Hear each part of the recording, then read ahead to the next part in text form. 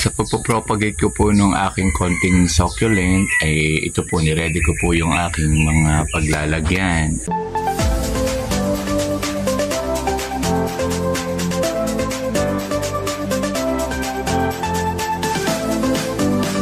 Hello po sa ating lahat. Nakakatuwa po ang araw na ito. Wala pong ulan. Mapapansin po ninyo, napakaganda po ng sikat ng araw. Napakaliwalas po ng paligid. Hindi po mababakas na uulan kasi pati po ang kalangitan ay maasul. Ibig sabihin po ay hindi siguro uulan.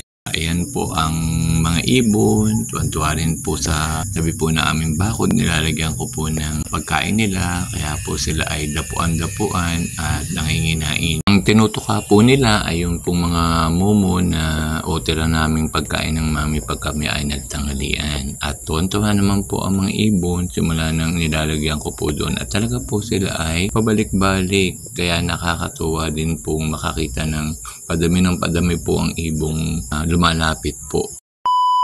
Hello po, magandang araw po sa ating lahat. Sa araw pong ito ay tayo po ay magpo-propagate nung aking konti lang naman pong succulent. Sa araw din pong ito, i-flex ko po sa inyo yung aking pong pinapakita ko pong cactus na namumulaklak. So ipapakita ko po sa inyo yung mga pinropagate ko dati na cactus na makita ko ay lalo po akong natuwa dahil ito pala pong cactus na ito ay namumulaklak. Nakakatuwa naman po pag nakapagparami ka po ng cactus bago ang iyo pong pinadadaming halaman ay nagbibigay po ng magandang bulak-bulak. Nakakatuwa po kasi siya dahil sa kabila po ng kanyang pagkakaroon ng mga tinik, isa po sa kinatatakutan, kaya ayaw pong bumili ay gawa po ng tinik. Bigla naman po silang magugulat na ang cactus na ito ay nagpakita naman po ng bulaklak na talaga naman pong pagkaputi-puti po, nakakatuwa po. Kaya po naiinganyo na rin po silang bumili at masaya po ako pagka ganun dahil napapabulaklak ko po talaga ang aking cactus.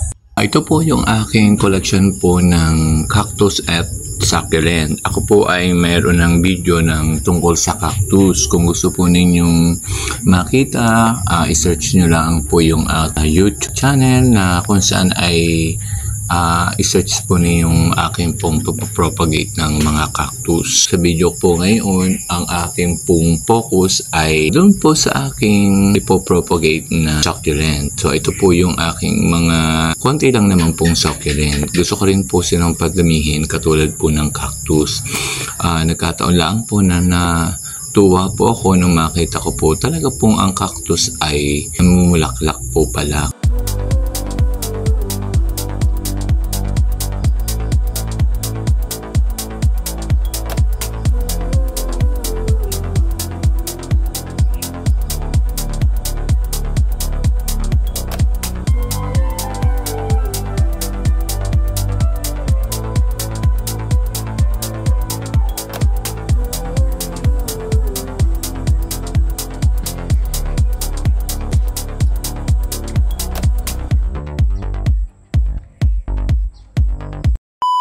Dito po ako sa ating cactus area. Yun po ang collection ko ng cactus. Na doon din po ang aking konti pong succulent at yun po ay kukunin ko para nga po atin pong ipopropagate para po mapadami din natin. Reflex ko po sa inyo na kaunti yung aking succulent. Ito po ang aking tanim na succulent. Mapapansin nyo po ang hahaba na po ng kanyang tangkay. Kaya po gusto ko siyang ikat at akin pong ipopropagate. Gusto ko rin po siyang maparami.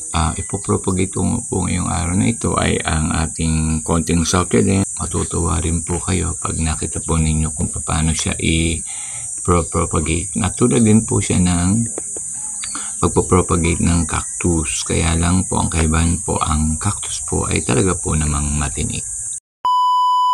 Kukunin ko na po yung ating pong i-propagate na succulent. Wait lang po, saglit lang po. Kukunin ko lang po yung aking i-propagate.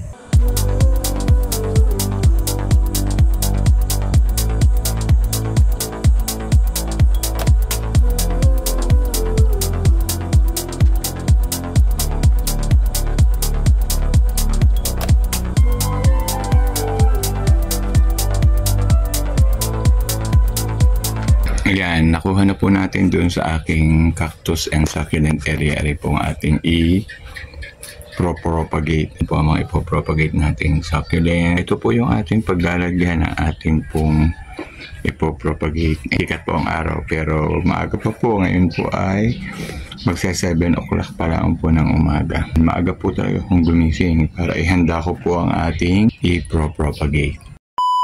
Ating hinarvest na succulent na nakatanim po din sa maliliit na pots at ang ginawa po natin ay pinutol po natin siya. Ipopropagate po natin siya ng ayos. Yung pong pinutol natin, ko na po inalis sa lalagyan kasi po yan po ay tutubuan po ng panibago. Ilalagay na lang po natin yung ating pong pinutol ulit sa tabi niya para at least ay magdadalawa naman po siya. Mas maganda po yun at magiging mas makapal po ang succulent. At yung matitira po, dito ko naman po ilalagay sa ibang pots.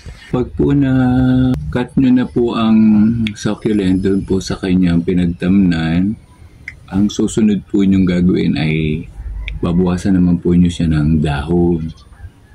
Ganito po. Sa isa ko pong inaalis. Ito po, nagtitira lang po ako ng ganito. Ayan. Titira lang po ako ng ganito po. At ito po, mga inalis ko, itatabi po natin. Magagawa po ulit ako ng video. Pakita ko po yung tinatawag pong leaf propagation po ng succulent.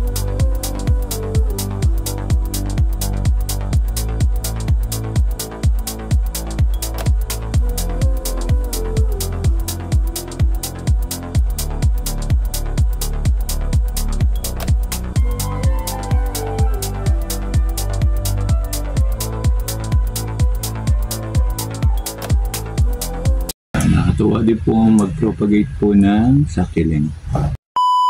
Pag ganito naman pong kahaba ang succulent, pwede pa po nyong putulin. O, ikakat po natin. Mahaba po, ikakat ko pa po. Pinuputol ko pa po. Ito po, pag pinutulan mo po uli kasi sobra pong haba. Pinutulan po natin. At ito naman po ay ilalagay po ulit natin doon sa ating pinagkunan po ng succulent kasi ito po ay sisibulan po ulit. Po yung ating mga na-harvest na leaf po niya yung ibinawas po natin. Ito po ay hindi natin itatapon kasi po ito ay aayusin ko at magkakaroon din po tayo ng video ng leaf propagation. Ito po ay dito po sa dahong ito. Maglalabas po siya sa pinakadulo po niya, yung ito po dito po ng panibagong succulent. Makakatuwa din po ito. Makakapagparami po tayo pag gusto po talaga natin na succulent. At ang succulent po ay napaka-cute po. Ito po ay pag nilagay po sa maliit na pots ay maganda rin pong pang giveaways. Kaya po kailangan po natin magpadami. Ito na po ang ating propagate na succulent. Pagkita po ninyo, mas maayos po siyang tingnan pagka hindi po ganun ka-leggy. Ang succulent po ay hindi din po masyadong sa dilig.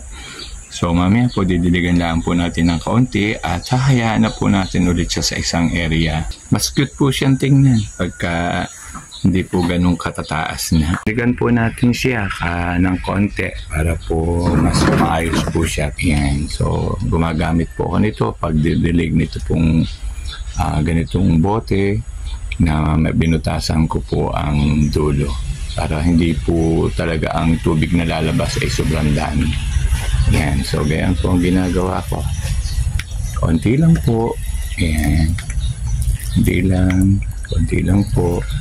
Tingnan po ninyo ito. Ito po yung aking succulent. Ang ginawa ko dito, kinat ko po siya, pinaliit ko po dahil masyado pong leggy. Mas maganda po siya na hindi po siya ganun kalaki ang katawan o yung kanyang body. Ayan. Kakatuwa po, kakit po niya. Pinagsama-sama ko lang po. Ano po na gustuhan po ninyo ang aking pagpropagate po ng succulent ngayong araw pong ito. Marami pong salamat sa inyo pong panonood.